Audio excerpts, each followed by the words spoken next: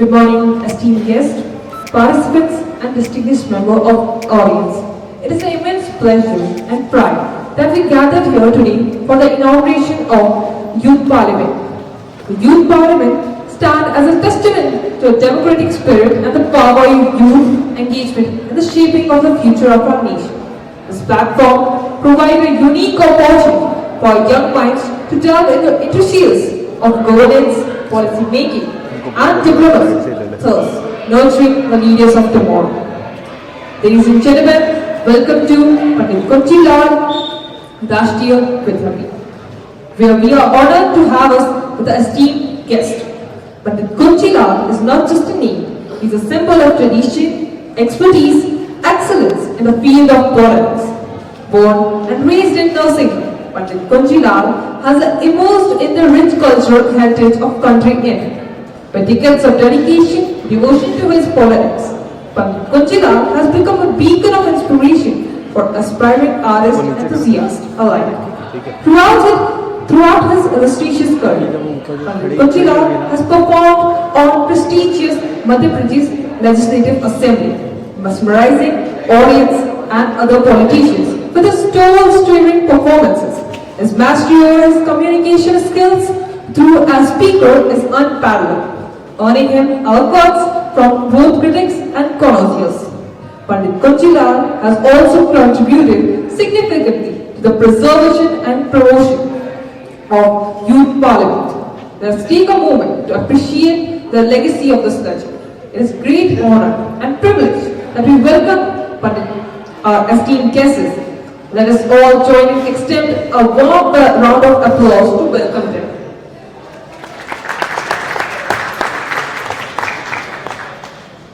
The lamp, or diya, represents the internal flame of wisdom, enlightenment, and truth.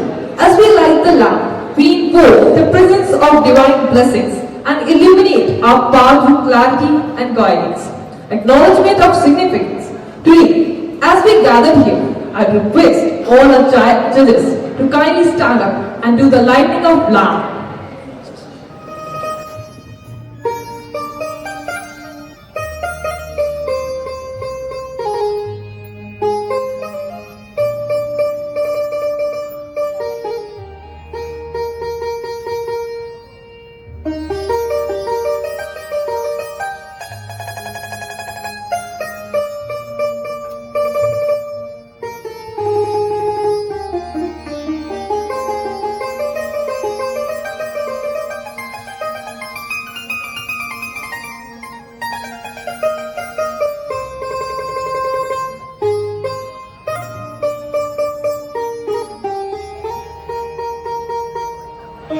Ladies and gentlemen, as we commence to a youth parliament, it is infused with a delightful, melodious or welcome song. We are privileged to have talented students ready to grace the stage with their performances.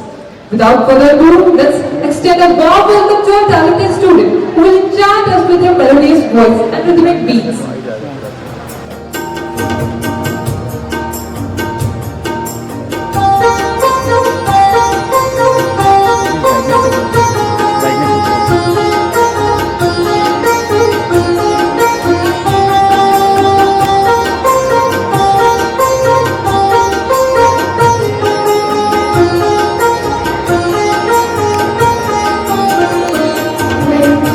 Meera se gunje,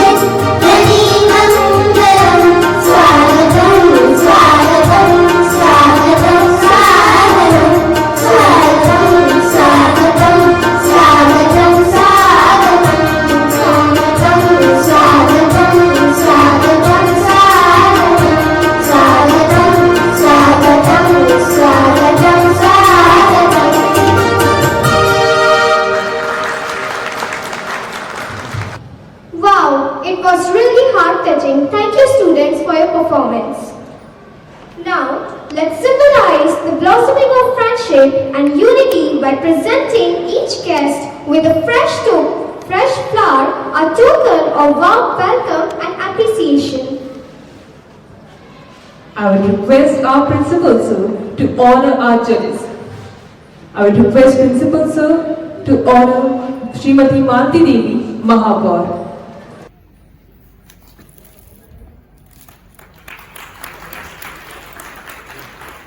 Then I request Principal Sir to honor Srimati Kusum Chaturvedi Parshad.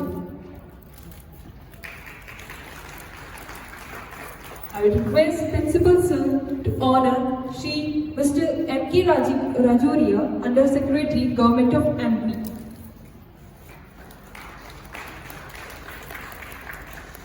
I request Sir to honor Shri Mukesh Mishra, ex-Under Secretary, MP Vidhan Sabha. I would request him to honor Shri Rajeshwar Nath Pathak, Assistant Director, DPI. I request him to honor Mrs. Anita Gandhi, Yuva Sansad in charge.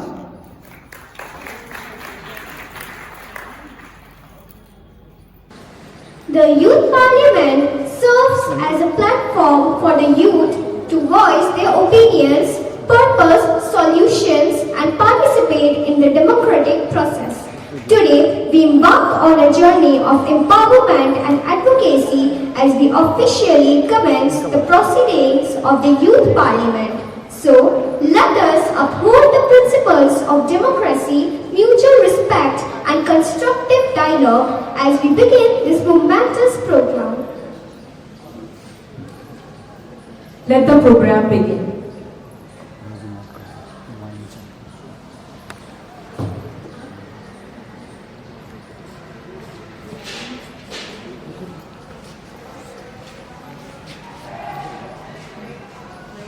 क्या बोला उधर से होगी ना तुमने देखा है sir को बोलो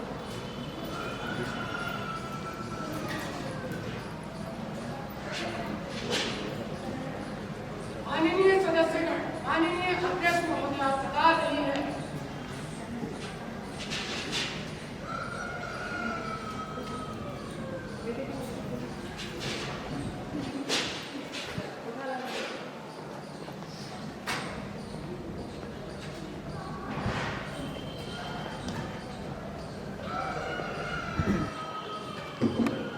मैं युवा संसद में आपका हार्दिक स्वागत करती हूँ तथा उम्मीद करती हूँ कि यह सत्र देश के सर्वांगीण एवं सतत विकास में सहायक होगा।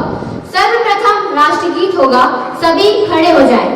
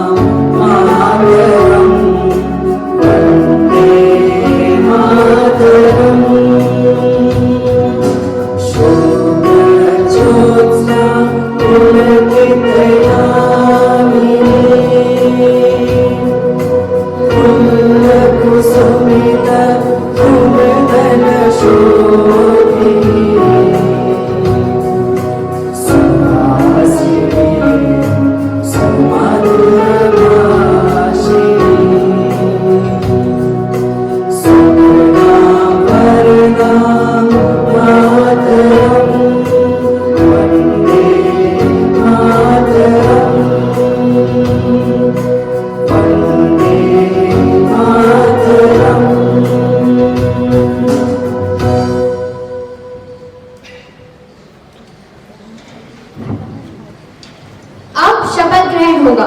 महासचिव नवीन सदस्यों का शपथ ग्रहण या प्रतिज्ञान आरंभ करें। जी अध्यक्ष महोदय, सुश्री मानसी जो महाराष्ट्र के सांसदीय क्षेत्र से निर्वाचित हुई है, शपथ ग्रहण या प्रतिज्ञान लेंगी।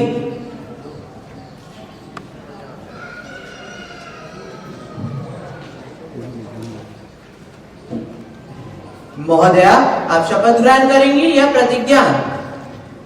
मी शपथ ग्रहण करणार. महोदया, आप किस भाषा में शपथ ग्रहण करेंगी? मी मराठी भाषेत शपथ ग्रहण करणार. मी मानसी, जी विधानसभासाठी सदस्य म्हणून निर्वाचित झाली आहो, ईश्वरची शपथ घेतो की मी विधीद्वारा स्थापित केलेले भारताचे संविधानाच्या प्रती खरोखरी श्रद्धा व निष्ठा ठेवेल. मी भारताची प्रभुता व अखंडता नियमित ठेवेल आणि ज्या पदाला मी ग्रहण करणार आहे त्या पदाचे कर्तव्यांची श्रद्धापूर्वक निर्वाह करेल.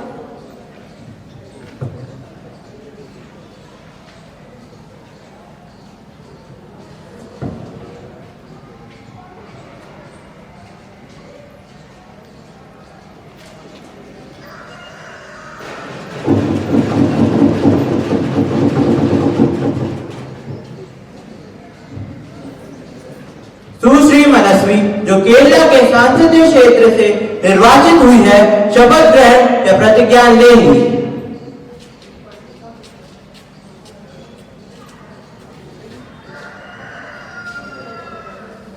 महोदया, आप किस भाषा में शपथ ग्रहण करेंगी? मैं मलयालम भाषा में शपथ ग्रहण करूंगी. नियसभेलम अंगमाई तिरुनायकपेट्टा ज्ञान नियप्रकारं स्थापित इंडियन भरेण धरणि योड उल्ला यदालिप्ता विश्वासवं विद्येतवं वाहिक्यों एन्नु प्रथमाधिकारवं ऐक्यदातत्वं कातु सूक्ष्मिक्यों एन्नु देवनामत्तिल सत्यं चेयुनु इंडियनुडे अभिमानं कातु सूक्ष्मिक्यों एन्नु ज्ञान वाहिक्योन्न ചുമതലയോടുനിധി ചെയ്യും എന്നും ഇതിനാൽ ഞാൻ പ്രതിജ്ഞ ചെയ്യുന്നു.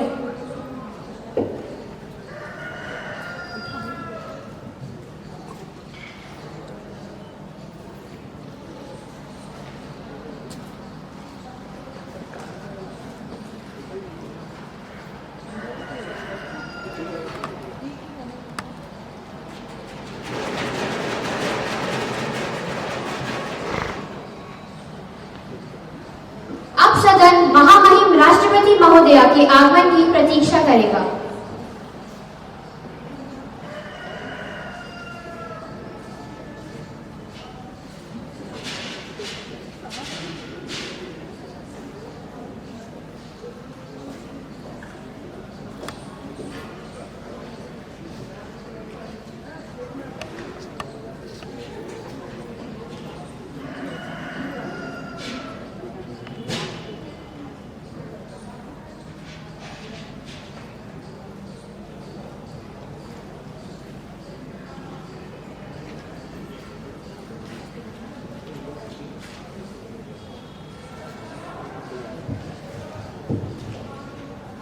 माननीय सदस्यगण, इस सत्र में आपका हार्दिक अभिनंदन करती हूँ. भारत के सर्वोच्च संवैधानिक पद निर्वाचित करने के लिए मैं सभी सांसदों और सभी विधानसभा के सदस्यों का हार्दिक आभार व्यक्त करती हूँ. आपका मत देश के करोड़ों नागरिकों के विश्वास की अभिव्यक्ति है. मैं भारत के समस्त नागरिकों की आशा और अधिकारों को पूर्ण स्वरूप से पूरा करने की कोशिश. इसी के साथ मैं आज के इस सत्र में देश के उन लाखों सेनानियों को नमन करती हूँ जिन्होंने अपने कर्तव्य को सर्वोच्चता प्राथमिकता दी है और भारत को उसका अधिकार दिलाया है. आजादी के इन 75 वर्षों में देश की विकास यात्रा में अपना योगदान देने वाले सभी महानुभावों का भी मैं श्रद्धापूर्वक सम्मान करती हूँ. अमृत महोत्सव के इस कालखंड में देश की महान विभूतियों से जुड़े विशेष अवसर भी सभी विदेशवासियों को भी प्रेरणा दे रहा है. सरकार ने इस वर्ष से गणतंत्र दिवस समारोह को नेताजी की जयंती पर 23 जनवरी से मनाना शुरू कर दिया है. यह सरकार मानती है कि अतीत को याद रखना और उससे सीख लेना देश के सुरक्षित भविष्य के लिए बहुत जरूरी है. माननीय सदस्यगण, आजादी के इस अमृत महोत्सव हम सभी भारतीयों के लिए अगले 25 वर्षों के संकल्पों को आकार देने का पवित्र अवसर मिला है. यह सरकार सबका साथ, सबका विकास, सबका विश्वास और सबके प्रयास मंत्र पर चलते हुए 25 वर्षों के लिए मजबूत बुनियाद पर तेजी से काम कर रहा है. सरकार को कई चुनौतियों का सामना करना पड़ रहा है. धन्यवाद.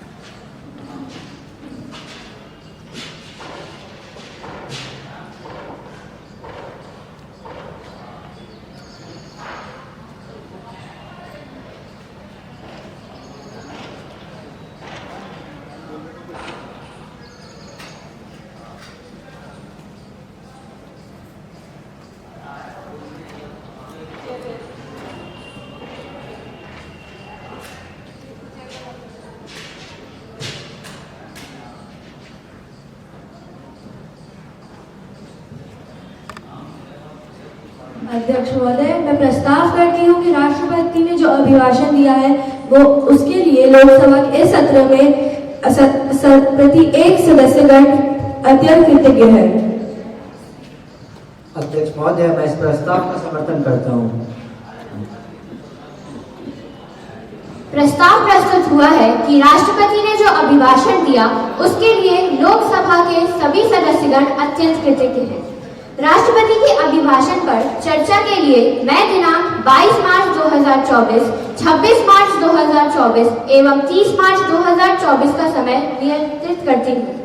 जो माननीय सदस्य कृतज्ञता ज्ञापन प्रस्ताव में संशोधन देना चाहते हो वे कृपया आज अपराह्न 4 बजे तक लोकसभा सचिवालय में दे सकते हैं। लोकसभा की कार्यवाही कल प्रातः 10:30 बजे तक के लिए स्थगित है।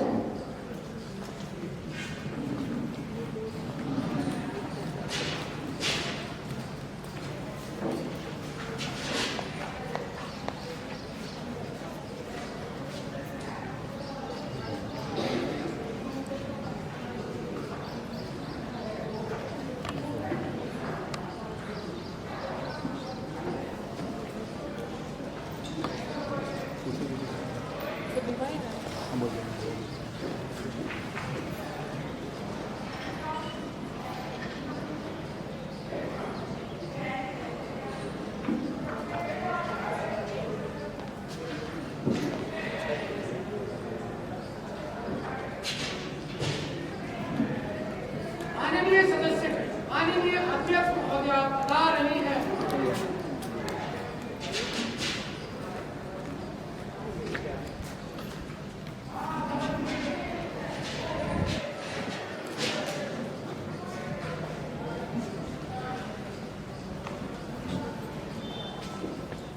प्रधानमंत्री मंत्रिमंडल में सम्मिलित नए मंत्रियों का परिचय कराएं। मैं मंत्रिमंडल में सुश्री मानसी एवं सुश्री मनस्वी को सम्मिलित कर उन्हें क्रमशः गृह एवं अल्पसंख्यक विभागों का दायित्व सौंपता हूँ।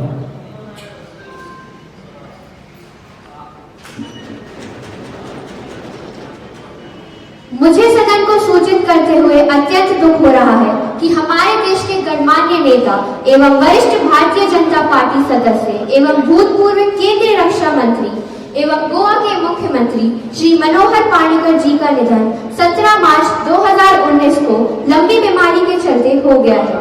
इनका जन्म 13 दिसंबर 1955 को मापुसा गांव में हुआ था। श्री पार्रिकर जी का योगदान गोवा के नव निर्माण में अभूतपूर्व है, जिसने गोवा की जनता ही नहीं बल्कि पूरे भारत की जनता में अपना स्थान बना लिया है। मंत्री के रूप में इनके योगदान ने देश को मजबूती प्रदान की। अध्यक्ष महोदया, मैं श्री मनोहर पर्रिकर जी को अपनी श्रद्धांजलि अर्पित करता हूँ। वे हमारे लिए परम आदरणीय एवं मार्गदर्शक थे। गोवा के विकास में इन्होंने अभूतपूर्व भूमिका का निर्वहन किया था। हम सब उनके बताए मार्ग पर चलने का प्रयत्न करेंगे। अध्यक्ष महोदया, मैं आपके एवं सदन के नेता द्वारा समर्पित श्रद्धांजलि में स्वयं को संयोजित करता हूँ। श्री मनोहर पार्रिकर जी देश के सिरमौर नेता थे और हमारे गौरवमान थे। हमारे देश में अनेकों सूरमाओं ने जन्म लिया, कईयों ने शहीद होकर अमर इतिहास को जन्म दिया। आना जाना तो जीवन का खेल है, परंतु मनोहर पार्रिकर जी जैसी शख्सियत ने खुद का इतिहास लिख दिया। सदस्यगण शोक प्रकट करने के लिए 2 मिनट मौन खड़े होंगे।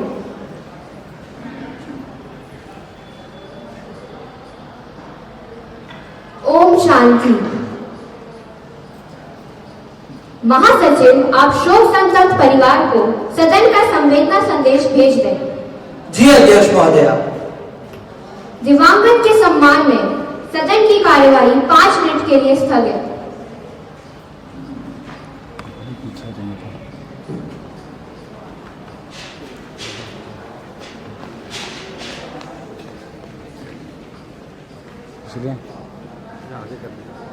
पीछे पीछे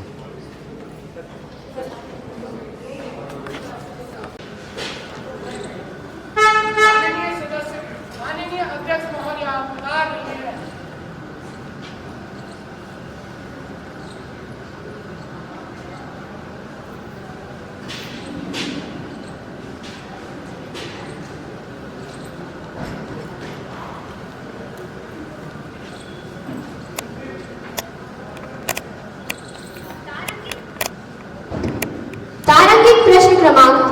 2014 सुश्री दीक्षा तिवारी।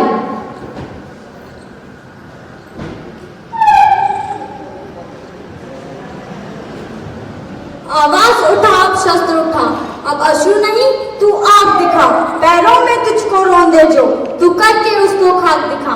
माननीय अध्यक्ष महोदय जी, मैं आपके माध्यम से माननीय महिला विकास मंत्री से यह पूछना चाहती हूँ कि भारत जैसा देश जहाँ नारियों की पूजा उन्हें शक्ति स्वरूपा मानकर की जाती है, जहाँ शिव को अर्धनारीश्वर माना जाता है, उस भारत भूमि पर नारियों पर हो रहे विभिन्न अत्याचारों का अंत कब होगा?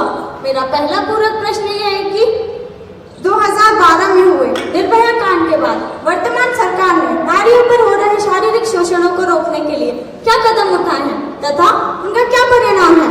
मेरा दूसरा पूरक प्रश्न यह है कि नारी जो किसी भी घर का आधार होती है, उसका सबसे ज्यादा शोषण उसके घर के लोगों के द्वारा ही होता है, तो सरकार इस घरेलू हिंसा को रोकने के लिए क्या कर रही है?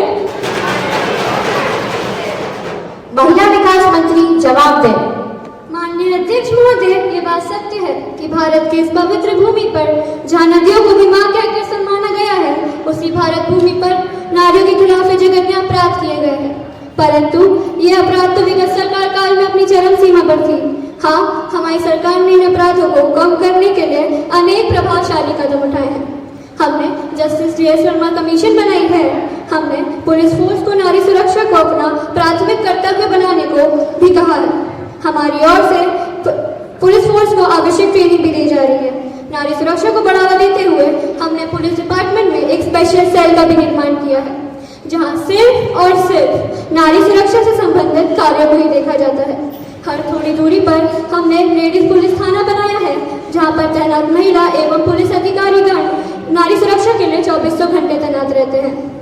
इतना ही नहीं, दिल्ली सहित भारत के सभी प्रमुख शहरों के सभी प्रमुख मार्गों को CCTV कैमरा से लैस कर दिया गया है और पुलिस कंट्रोल रूम में मॉनिटरिंग होती है, जिससे कभी भी एवं कहीं भी हो रही वारदात की जानकारी पाकर पुलिस घटनास्थल पर अविलंब पहुंचकर आवश्यक रोकथाम कर सके। निर्भया सेल में लगातार पुलिस फोन पर उपस्थित रहती है, जहां तैनात महिला एवं उसका नंबर हर गली नुक्कड़ चौराहे पर लिखा रहता है और टीवी रेडियो पे प्रसारित होता रहता है, जिस पर कॉल करके कोई भी महिला किसी भी प्रकार की जानकारी एवं सुरक्षा पा सकती है। सुनने में तो अत्यंत लुभावना प्रतीत होता है आपके आश्वासन, आपके वादे, परंतु इनका वास्तविकता से कोई वास्ता है या नहीं? मंत्री महोदय, ये आप भी जानती हैं कि आपकी सरकार के आने के बाद सेक्सुअल हरासमेंट के केसेस में आकाशव्यापी उछाल आया है और इस बात से आप भी इनकार नहीं कर सकती। अरे, स्पेशल सेल बनवाने से क्या होता है? उन सेलों के अफसर सुरक्षा प्रदान करने में सक्षम है या नहीं, ये देखा आपने? ये CCTV कैमरे का कॉन्ट्रैक्ट भी तो आपने अपने ही आदमियों को दिया होगा, ताकि कम से कम उनका घर तो भरा सके।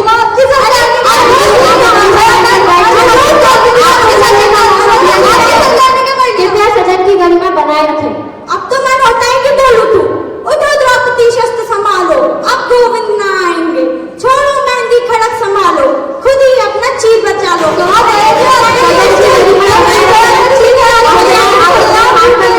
हुजूर, जिनके खुद के घर शीशे के होते हैं वो दूसरे के करते। माननीय अध्यक्ष महोदय जी, अंत में बस इतना ही बोलना चाहूंगी कि मैं बेटी हूँ, मृत्युशैया पर लेटी हूँ, आज सुननी होगी मेरी पुकार, क्योंकि बहरी हो गई है ये सरकार। कृपया सदन की गरिमा बनाए रखें। विपक्ष के दूसरे पूर्व प्रश्न के उत्तर में मैं उन्हें अवगत कराना चाहूंगी कि हमारे घरेलू हिंसा की रोकथाम के लिए हमारी सरकार प्रभावशाली एवं सार्थक कदम उठा रही है तथा हर थाने में महिला सेल बनाया गया है, जहाँ महिलाएं अपनी शिकायतों का निर्माण करा सकती हैं।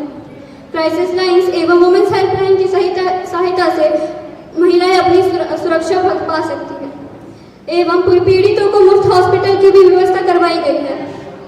हमारी सरकार महिलाओं की शक्तिकरण एवं मजबूती प्रदान करना चाहती है, जिससे वे अपनी हक की लड़ाई लड़ सके। हमारी सरकार उनका सम्मान करती है एवं उन्हें आगे बढ़ने का मौका देना चाहती है। आखिर में मैं बस इतना ही बोलना चाहूंगी, अब अबला नहीं रही नारी, सबला बनने की यह कहानी जारी। धन्यवाद। तारांकित प्रश्न क्रमांक 3006 सुश्री ज्योत्सना पांडे। माननीय अध्यक्ष महोदय, मुझे इस सदन में बोलने का अवसर दिया गया, इसके लिए मैं आपका धन्यवाद करती हूँ तथा मंत्री महोदय का ध्यान इस देश की उस समस्या की ओर उनका ध्यान आकृष्ट करना चाहूंगी जिसके कारण युवाओं का देश कहलाने वाला भारत देश आज उन्हीं युवाओं से आंखें मिलाने तक की हिम्मत नहीं रखता है। जी हाँ महोदय, मैं मंत्री महोदय का ध्यान सुरसा के मुंह से भी ज्यादा बढ़ रही समस्या यानी कि बेरोजगारी पर कदम उठाना चाहूंगी। एनएसएसओ ने एक रिपोर्ट जारी की है, उसके अनुसार 2017-18 में बेरोजगारी का दर पिछले 45 वर्षों में सबसे ज्यादा रहा है। 2016 में नोटबंदी के बाद तो शहरों में बेरोजगारी दर 7.8% बढ़ा है और हमारे देश के गांव में तो 3.2 से 5.8 हो चुका है। इतना ही नहीं, आप अपने मुद्दे पर आइए। अध्यक्ष महोदय, मैं तो अपने मुद्दे पे ही हूँ।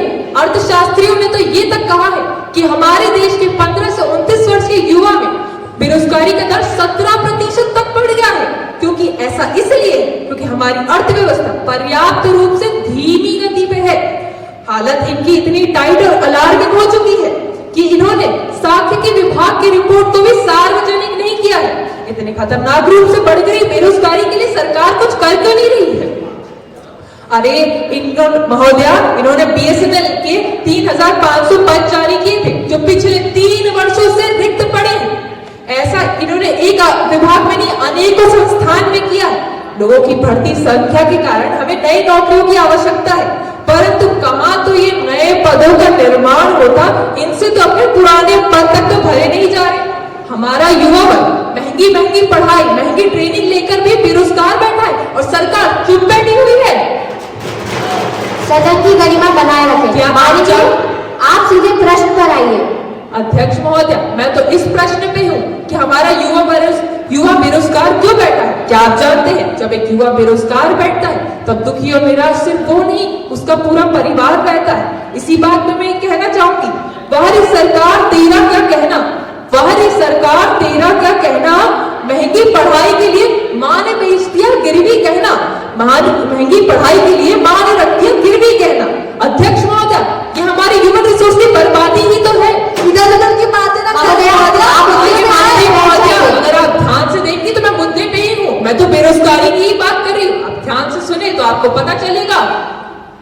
अरे अध्यक्ष महोदय, जनता ये सरकार हमारी राय के दाने का महान बनने का श्रेय लेती है और अब तो हालत ऐसी है कि मैं प्रधानमंत्री की इन योजनाओं पे 2 मिनट का मौन ही रख लूं। हमारे प्रधानमंत्री के सारे वायदे चुनाव केंद्रित थे, हैं और रहेंगे।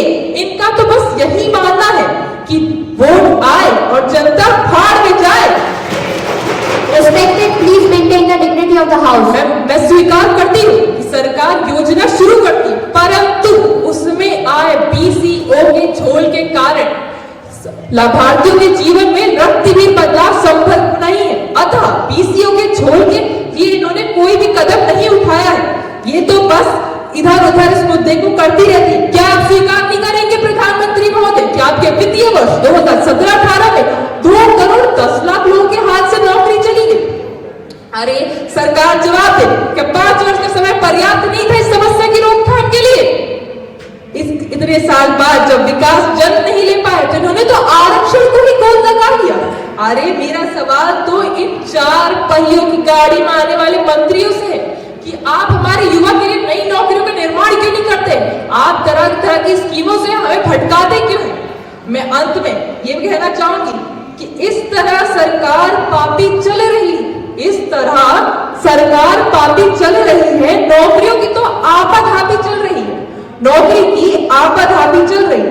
पढ़ाई पूरी करके न नौकरी मिली, पर मंत्री जी की तो चाय कॉफी चल रही है।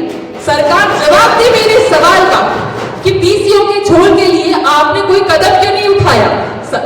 युवा के लिए नई नौकरियों का निर्माण क्यों नहीं किया? सरकार खामोश क्यों है इस मुद्दे पे? सरकार जवाब दे। संबंधित मंत्री जवाब दे। माननीय अध्यक्ष महोदय, मुझे सदन में बोलने का मौका देने के लिए मैं आपका धन्यवाद करना चाहूंगी। सबसे पहले मैं अपने बुद्धिमान मित्र के अंतिम वाक्य का उत्तर देना चाहूंगी कि सरकार खामोश क्यों है। तो मेरे मित्र, तजुर्बों ने शहरों को खामोश रहना सिखाया है। तजुर्बों ने शहरों को खामोश रहना सिखाया है, क्योंकि अक्सर दहाड़ का शिकार नहीं किया जाता है। माननीय महोदया, मुझे ये कहना होगा कि पिछले 64 वर्षों के शासन में सम्मानित विपक्ष और उनके महान नेता हमारे देश को थका देने के अलावा और कुछ नहीं कर पाए हैं, और इन सब के बावजूद के बाद भी ये लोग हमें दोष दे रहे हैं। अरे आपको बेरोजगारी का दर्द कैसे पता होगा? बेरोजगारी का दर्द उस पढ़े लिखे युवा से पूछिए जो खर्च के लिए अपने अनपढ़ माँ बाप से पैसे मांगता है। मेरे मित्र, आपकी जानकारी के लिए मैं ये बताना चाहूंगी कि भारत में बेरोजगारी दर 3.2% है, जो पिछले 6 सालों में सबसे ज्यादा कम है। माननीय अध्यक्ष महोदय, यहाँ कौन है जो युवाओं की ताकत को नहीं जानता है? ये युवा वही हैं जिन्होंने सीवियर अनएम्प्लॉयमेंट में भी विपक्ष की सरकार को खड़ा करा था। मेरा प्रश्न सिर्फ इतना है, क्या भारत का युवा बेरोजगारी की समस्या से उसी तरह जूझ रहा है जिस तरह ये विपक्ष दावा कर रहे हैं? अगर ऐसा होता तो आज युवा सड़क पर आ जाता और सरकार के खिलाफ आंदोलन शुरू कर चुका होता। तो आप क्या चाहते हैं महोदया? आप हमें शुरू करें, प्रदर्शन करें, बोलने का मौका दिया जाए। मेरी बात शिक्षा है, जो मौका दी खर्च करने के बाद आप महोदया हमें सलाह देंगे, बैठ जाइए। माननीय अध्यक्ष महोदया, हमने वो सारे काम किए हैं जो बाकी सरकार नहीं कर पाई। हमने वो सारे काम किए हैं जो बाकी सरकार नहीं कर पाई। हमने वो सारे वादे निभाए हैं जो बाकी सरकार नहीं निभा पाई। जो हमने कहा वो हमने सब किया। जब विपक्ष की सरकार सत्ता पर थी तब बेरोजगारी दर 32% था, और जब हमारी सरकार सत्ता पर आई, अरे हमने तो पूरी बाजी ही पलट दी और बेरोजगारी दर को 3.2% तक लेकर आ गए। And most importantly, just because your own leader is unemployed, that doesn't mean the whole youth of India is jobless. मंत्री महोदय, आंकड़े दे रहे हैं, क्या कर समाचार पढ़िए, तब आपको पता चलेगा कि हमारा युवा कितना बेरोजगार है। माननीय अध्यक्ष महोदय, चरागों को उछाला जा रहा है, हवा पर रोड डाला जा रहा है। ना हार अपनी ना जीत अपनी होगी, मगर सिक्का उछाला जा रहा है। माननीय अध्यक्ष महोदया, हमारी सरकार जम्मू कश्मीर और लद्दाख के लिए स्पेशल स्कॉलरशिप स्कीम लेकर आई है। हाँ जी महोदया, ये वही जम्मू और कश्मीर है जिसको विपक्ष ने सालों साल तक अनदेखा छोड़ दिया था। At last, I would like to ask the opposition to understand the ground reality by analyzing the outcome. क्योंकि हम साथ मिलकर ही तो बेरोजगार की चुनौतियों को सामना कर पाएंगे। धन्यवाद।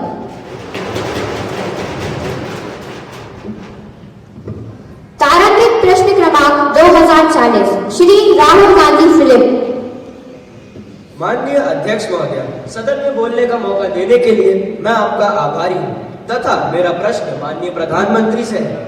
देकर प्राणों की आहुति सफर क्रांति का लाएंगे, कसम तुम्हारे चरणों की हे राम, हम मंदिर वहीं बनाएंगे। ऐसा ही कुछ नारा देकर ठगने का प्रयास तो शायद सालों से प्रभु राम को भी किया था, परंतु वे कहाँ ठगे जाएंगे। परंतु जो भोली भाली जनता ठगी गई है उसका क्या? यानी आपने 2014 में राम मंदिर बनवाने का वादा किया था और पूरी जनता को लुभाया था, तो वह मंदिर 5 वर्षों में क्यों नहीं बना? सदन की गरिमा बनाए रखते या भ्रष्टाचार से आए हुए पैसे? मेरा पूरक प्रश्न माननीय प्रधानमंत्री से है कि अगर मंदिर उसी विवादित स्थल पर बनेगा तो माइनॉरिटी की मनोभावनाओं के साथ अन्याय नहीं होगा और आप धर्मनिरपेक्षता कैसे कायम रखेंगे? माननीय प्रधानमंत्री पार्थ दामोदर मोदी जवाब दें।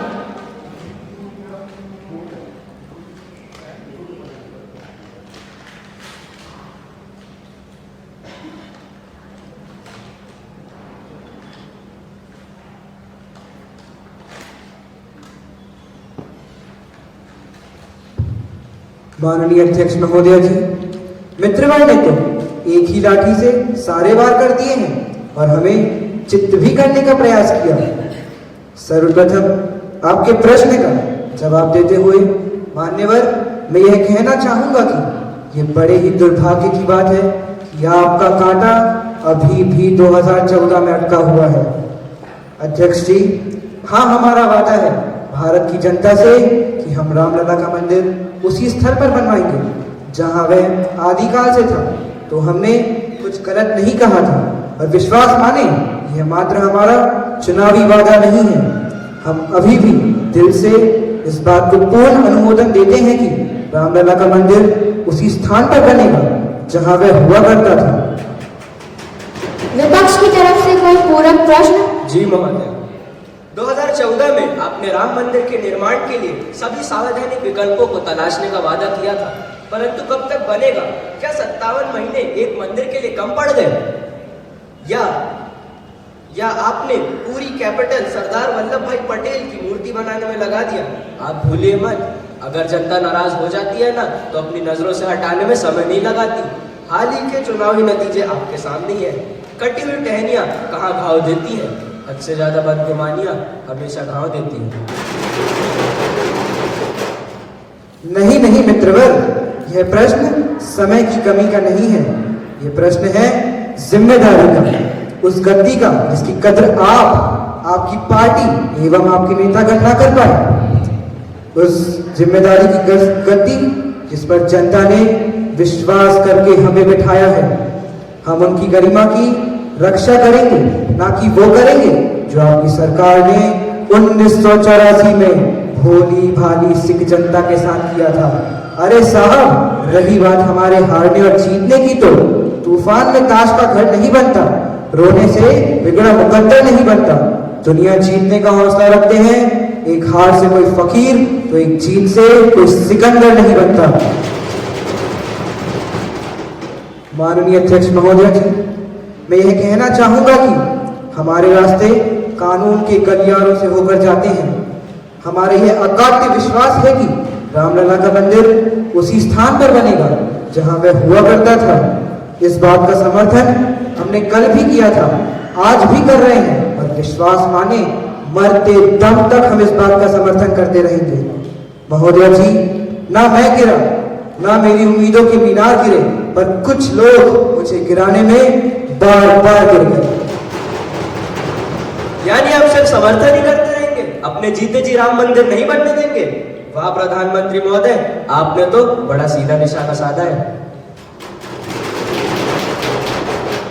मित्रवर, मेरे कहने का अर्थ है कि राम मंदिर निर्माण के लिए सर्वोच्च न्यायालय में हलफनामा दर्ज किया गया था, तो अब कानून के अनुसार ही काम होगा तथा कानून को हाथ में लेने का अधिकार हमें नहीं है।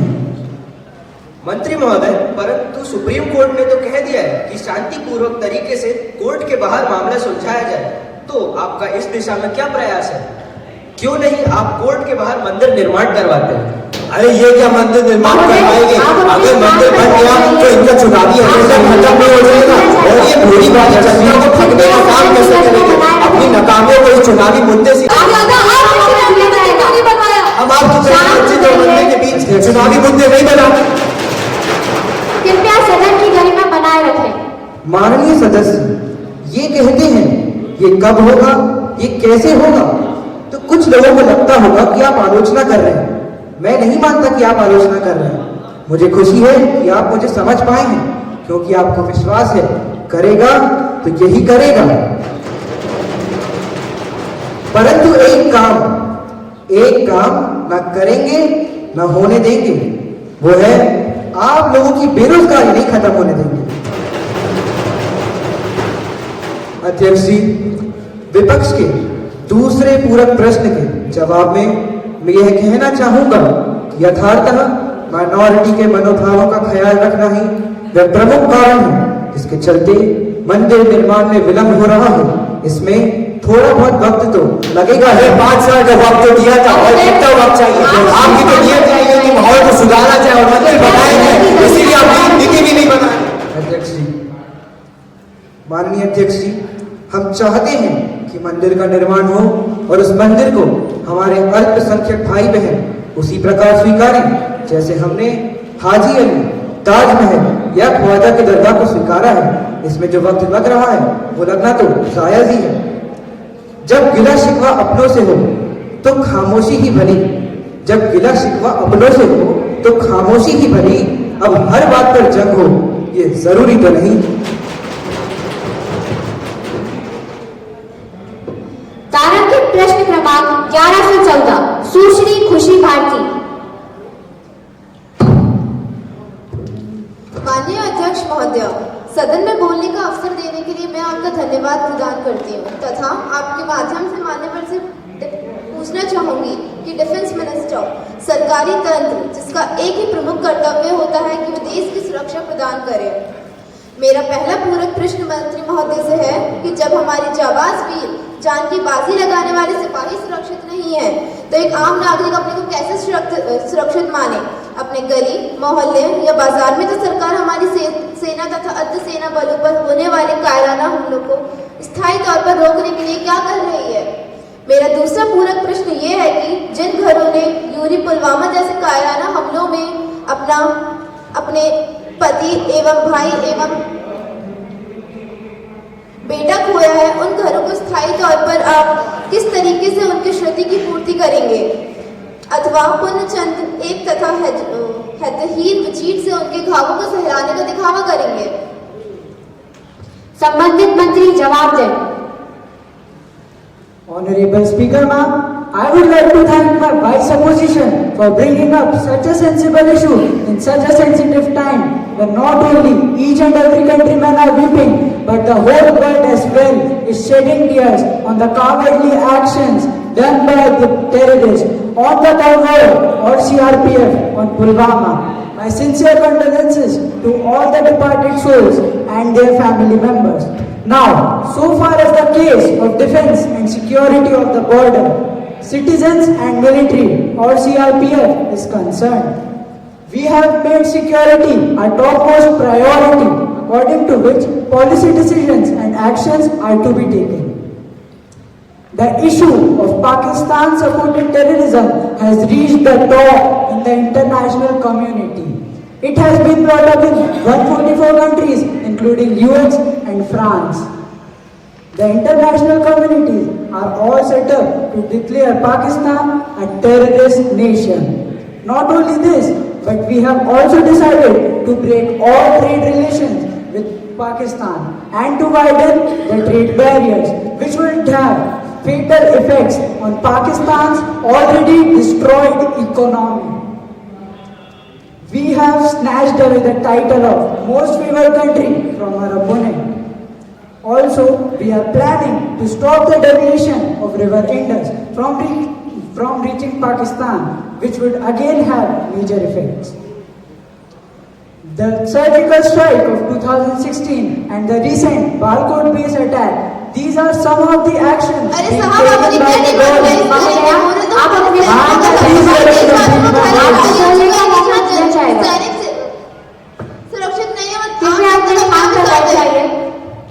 शर्म से आंख झुक जाती है जनाब, जब विपक्ष शहीदों की शहादत का भी मजाक उड़ाने से नहीं चुकते हैं। महाशय, हम मौसम के हिसाब से राजनीति नहीं करते। Honorable Speaker, ma'am, to answer the first supplementary question of my sensible opposition member, I would like to say that it is completely wrong to say that the citizens and military are not safe. गिरते हैं शह सवार ही मैदानी जंग में, वो तिफल क्या करेंगे जो घुटनों में बल चले।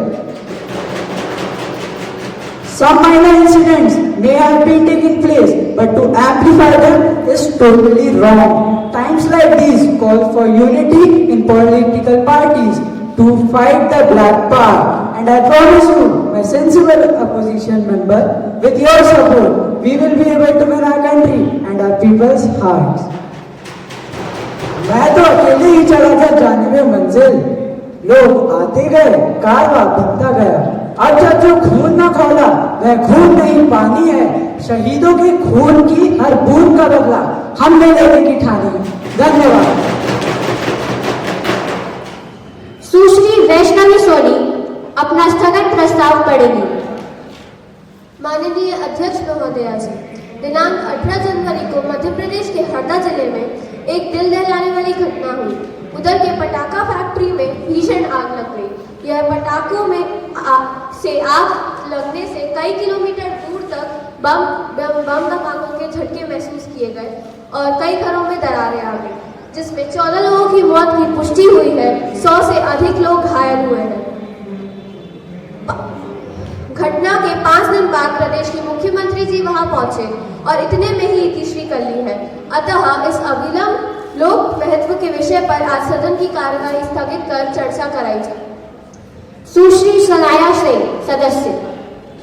माननीय अध्यक्ष महोदया, मुझे सदन में बोलने का अवसर प्रदान करने के लिए धन्यवाद। मैं उन सभी परिवारों के लिए जिन्होंने अपनों को खोया है अपनी संवेदना व्यक्त करती हूँ एवं सभी घायलों की जल्द स्वास्थ्य लाभ की कामना करती हूँ। इस हादसे में हुए सभी प्रभावितों को हमारा स्थानीय प्रशासन सहायता कर रहा है। मृतकों के परिवारों को PMNRF की ओर से 2 लाख रुपए एवं सभी घायलों को 50,000 रुपए दिए जाएंगे। इसी के साथ हमारा जिला प्रशासन एक्टिव है। 50 से अधिक एम्बुलेंस तत्काल घटना स्थल के लिए रवाना की गई है। घायलों का तुरंत नजदीकी अस्पताल में इलाज हो सके इसलिए इंदौर, भोपाल, होशंगाबाद में डॉक्टरों की टीम को तैनात कर दिया गया है। इस घटना की जांच के लिए टीम का गठन भी किया गया है। सभी घायलों का सही उपचार हो सके, क्योंकि इन सभी घायलों का बेहतर से बेहतर उपचार हमारी पहली प्राथमिकता है। धन्यवाद। अध्यक्ष महोदया, इतना बड़ा हादसा हो जाने के बाद भी हमारे देश के प्रधानमंत्री जी देश विदेशों की यात्रा कर रहे हैं।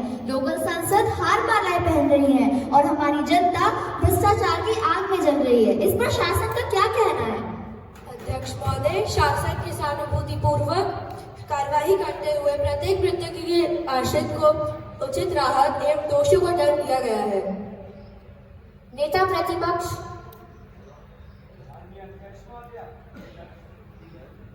माननीय अध्यक्ष महोदय, यह दर्दनाक घटना है। गृह मंत्री जी एक स्टेटमेंट देकर छूट नहीं सकते। संबंधित पुलिस अधीक्षक एवं कलेक्टर पर हत्या का मुकदमा चलाया जाए। माननीय प्रधानमंत्री जी। अध्यक्ष महोदया जी, इस दुर्भाग्य की 1 लाख रुपए मुआवजा दे दिया है तथा दोषी व्यक्तियों के विरुद्ध समुचित कार्रवाई की गई है। पुलिस अधीक्षक एवं कलेक्टर भी अगर दोषी पाए जाते हैं तो उनके विरुद्ध भी कार्रवाई की जाएगी। भविष्य में इस प्रकार की घटना ना हो, इसको सुनिश्चित किया गया है।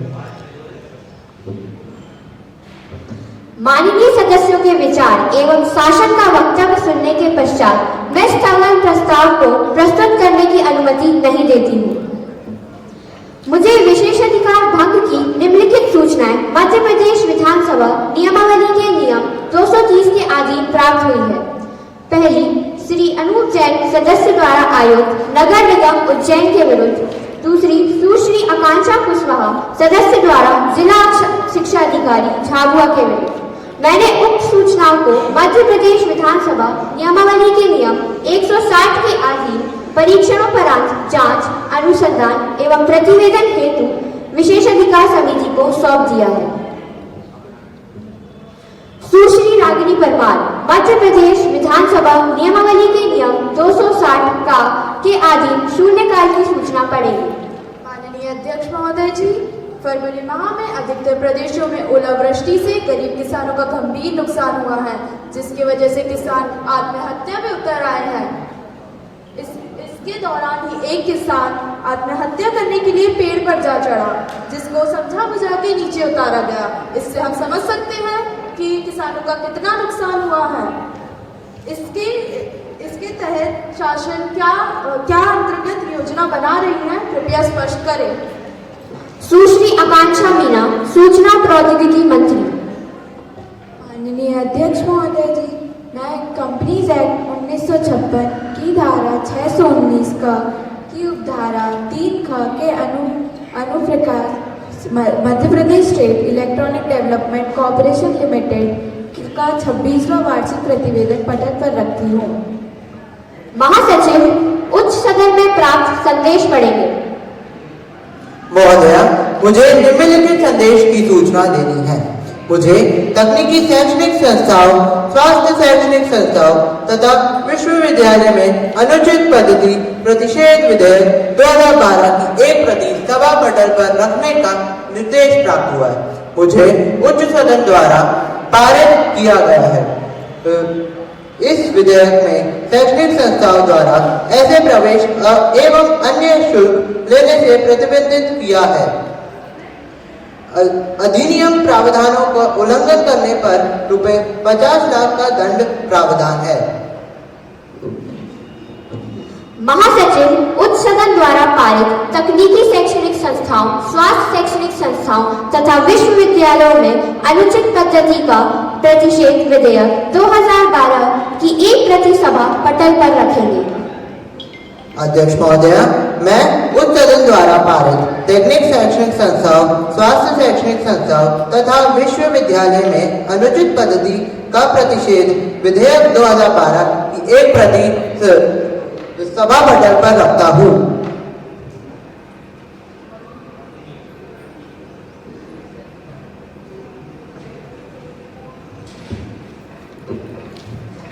मध्य प्रदेश विधानसभा के विगत सत्रों में पारित विधेयकों में से 2 विधेयकों को महामहिम राष्ट्रपति एवं 18 विधेयकों को महामहिम राष्ट्रपति की अनुमति प्राप्त हो गई है।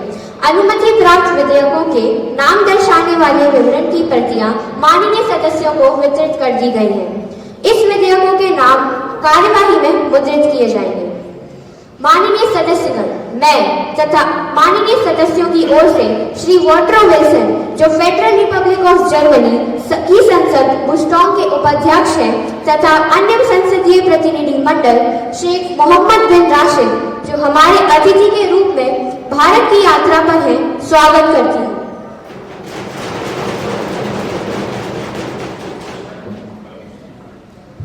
सुश्री दर्शिका सोलंकी अपनी ध्यान आकर्षण सूचना पढ़े। प्रदूषण की समस्या एक दीमक की तरह है जो धीरे धीरे पर्यावरण को खोखला बनाती जा रही है। माननीय अध्यक्ष महोदया जी, आज मेरी ध्यान आकर्षण सूचना का विषय है दिल्ली शहर में वायु की गुणवत्ता गिरना एक चिंता का विषय है। इसकी मुख्य वजहों में औद्योगिकरण और वाहनों की बढ़ती संख्या है। भारत सरकार के पर्यावरण मंत्रालय द्वारा देश के 15 शहरों के प्रदूषण के स्तर के आंकड़ों से पता चलता है कि दिल्ली शहर की आबोहवा में जहर का स्तर कितना बढ़ चुका है। धूल कण अब शहर वासियों के स्वास्थ्य पर विपरीत असर डालने लगे हैं। जी हाँ, जिसके कारण सांस और एलर्जी के रोगियों की संख्या बढ़ती जा रही है। इसका सर्वाधिक प्रभाव ट्रैफिक पुलिस के जवानों पर भी है। अतः जनता में असंतोष व्याप्त है। तो इस पर शासन का क्या कहना है? पर्यावरण मंत्री जवाब दें। माननीय अध्यक्ष महोदय, भारत सरकार के वन एवं पर्यावरण मंत्रालय द्वारा प्रदूषण स्तर के आकलन हेतु comprehensive environmental pollution index Saifee का आकलन IIT से कराया गया। इसमें दिल्ली का सेफी स्कोर 70 से अधिक होने के कारण इसे भारत सरकार द्वारा मोस्ट क्रिटिकल पॉल्यूटेड एरिया घोषित कर दिल्ली के परिजनों पर प्रतिबंध लगाया गया एवं इसके प्रदूषण में सुधार लाने के लिए इसका निराशन बोर्ड से कराया गया। परिणाम स्वरूप 17 उद्योगों को बंद करने एवं 20 उद्योगों के से बैंक गारंटी लेकर तथा 1500 वाहनों का प्रदूषण मापन कराकर सुधार कार्य कराया। दिल्ली से प्राप्त जानकारी के अनुसार 3 वर्षों में खांसी, सर्दी, जुकाम एवं एलर्जी के मरीजों की संख्या में कोई वृद्धि नहीं हुई है। अन्य जनता में असंतोष जैसी स्थिति नहीं है। महोदया, हम आह भी भरते हैं तो हो जाते हैं बदनाम। हम आह भी भरते हैं तो हो जाते हैं बदनाम। वो कत्ल भी कर दे तो चर्चा नहीं होती। अध्यक्ष महोदय, ये जनहित का मामला है। अतः शासन भविष्य में प्रदूषण पर अपेक्षित नियंत्रण के लिए क्या कार्रवाई करेगा? पर्यावरण मंत्री। माननीय अध्यक्ष महोदय, माननीय सदस्य की चिंता उचित है। शासन प्रदूषण नियंत्रण निश्चित करे। निर्वाचन क्षेत्र क्रमांक 160 शाजापुर के सदस्य श्री आरुष सिंह की ओर से मध्य प्रदेश विधानसभा नियमावली के नियम 277(a) के अधीन आवेदन पत्र प्राप्त हुआ है, जिसमें उन्होंने वर्तमान सत्र में सभा की बैठकों से अनुपस्थित रहने की अनुज्ञा चाही है। उनका निवेदन इस प्रकार है। इस सत्र की शेष बैठकों में व्यक्तिगत कारणों से अनुपस्थित रहूंगा। क्या सदन की इच्छा है कि निर्वाचन क्षेत्र क्रमांक 160 शाजापुर के सदस्य श्री आरुष सिंह को इस सत्र की बैठकों से अनुपस्थित रहने की अनुज्ञा प्रदान की जाए? अनुज्ञा प्रदान की गई। मध्य प्रदेश विधानसभा नियमावली के नियम 9 के उप नियम 1 के आधीन मैं श्री आदेश अहिरवार, श्री अंश गुप्ता, सुश्री समीक्षा रावत, श्री आर्यन जैन एवं श्री अंकित तिवारी को सभापति तालिका के लिए नाम निर्दिष्ट करती हूँ। श्री स्वप्निल शर्मा सभापति याचिका समिति के प्रतिवेदन प्रस्तुत करेंगे। अध्यक्ष महोदया, मैं याचिका समिति का 18वां, 19वां एवं 20वां प्रतिवेदन प्रस्तुत करता हूँ। सुश्री ईशा सदस्य याचिकाओं का उपस्थान करेंगे। माननीय अध्यक्ष महोदय, मैं हरदा जिले के रामनगर के मुख्य मार्ग से लेकर ग्राम जनीवियों तक सड़क निर्माण कराए जाने तथा रामनगर के मुख्य मार्ग से लेकर ग्रामनगर तक सड़क निर्माण कराए जाने के संबंध में याचिका प्रस्तुत करती हूँ। सुश्री सनाया मध्य प्रदेश लोक सेवाओं के प्रदान की गारंटी विधेयक 2010 के पुनः स्थापन की अनुमति का प्रस्ताव करेंगे। अध्यक्ष महोदया, मैं मध्य प्रदेश लोक सेवाएं के प्रदान की गारंटी विधेयक 2010 की पुनः स्थापन की अनुमति चाहती हूँ। समाप्ति की ओर है। अब राष्ट्रगान होगा, सभी खड़े हो जाएं। जन गण मन अधिनायक जय हे भारत भाग्य विधाता, पंजाब सिंध गुजरात मराठा द्राविण उत्कल बंगा, विंध्य हिमाचल यमुना गंगा उच्चल जलधि तरंगा, तव शुभ नामे जागे, तव शुभ आशीष मांगे, गाहे तव जय गाथा, जन गण मंगलदायक जय हे भारत भाग्य विधाता, जय हे जय हे जय हे जय जय जय जय हे। भारत माता की, भारत माता की, भारत माता की। युवा संसद की कार्यवाही अनिश्चित काल के लिए स्थगित।